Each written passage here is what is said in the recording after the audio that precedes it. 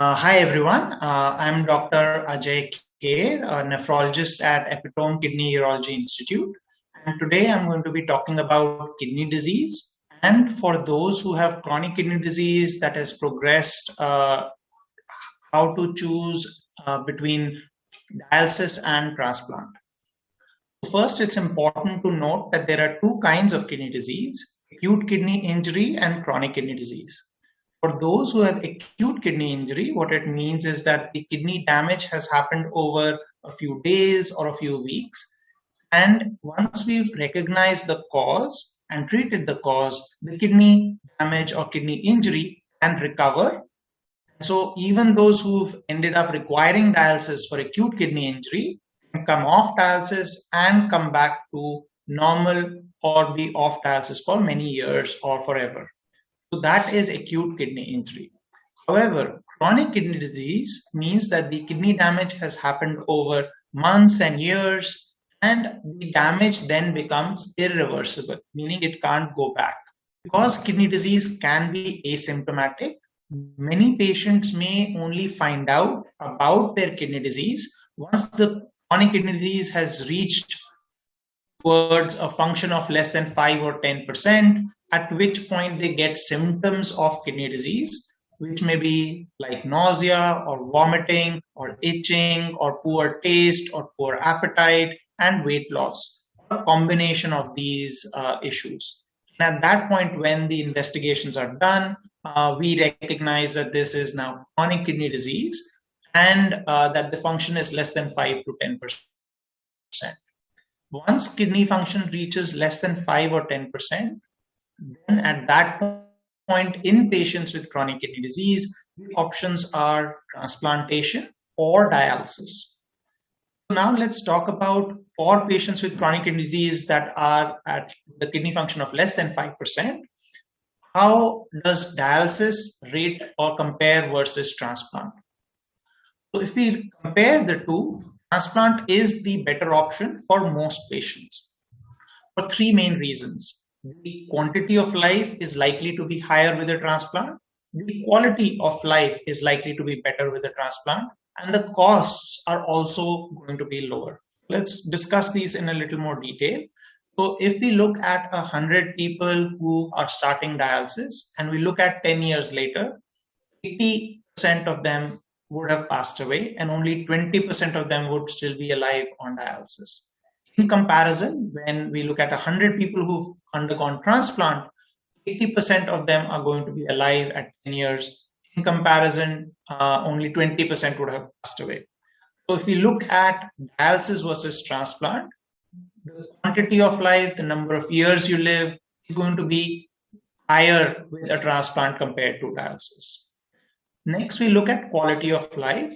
On dialysis, if it is hemodialysis or blood dialysis, we would have to go to the dialysis unit 3 times a week, 4 hours each time. In addition, there are a lot of fluid and food restrictions that are there for patients on dialysis because they're only getting cleaning of the blood 3 times a week. In comparison, in peritoneal dialysis, there are less food restrictions, but still a lot of restrictions and you have to do the dialysis every day.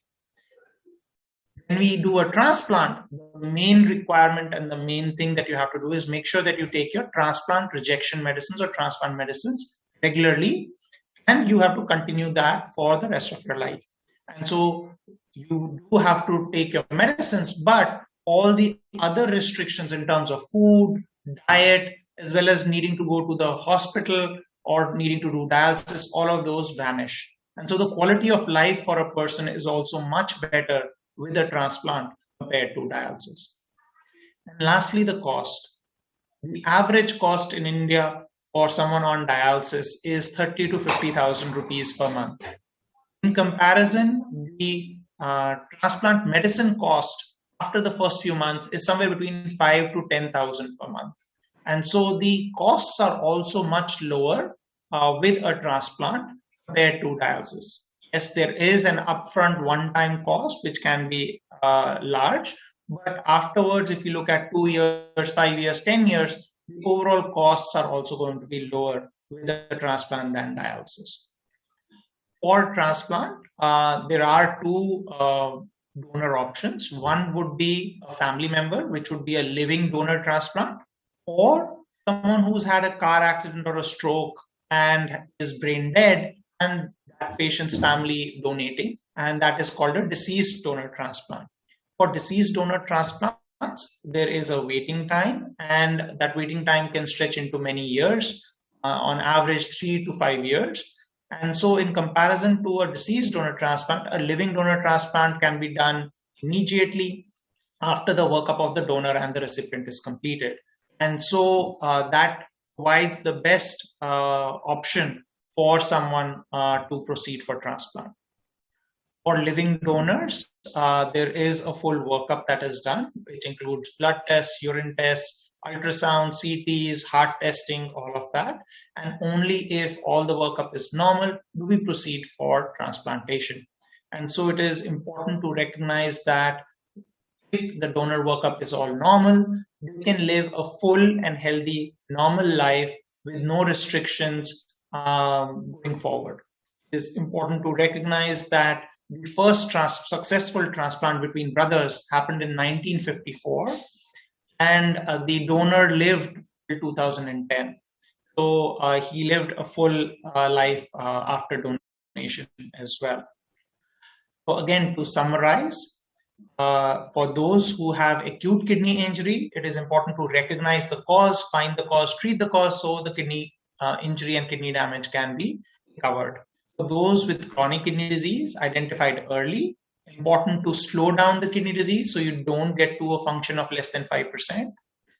Once chronic kidney disease has progressed to a point where the kidney function is less than 5%, at that point, transplant and dialysis are the two options, and transplant is the better option for the reasons that we mentioned. And finally, a living donor transplant with a family member as the donor is the best option in transplant as well. Thank you.